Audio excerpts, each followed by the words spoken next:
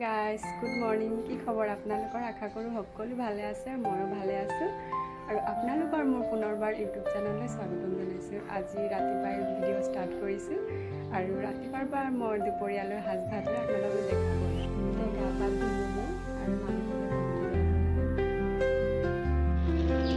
ভাত এতিয়া হৈ গ'ল। এতিয়া মই ভেন্দি আলু ভাজি কৰিম। ফাইনেলি এতিয়া মোৰ ভেন্দি আলু ভাজি ৰেডি। এতিয়া মই লৈছোঁ বিলাহী ভাজিবলৈ। ভাজি অকণ সিজি গৈছে। এইফালে বিলাহী টপ ৰেডি।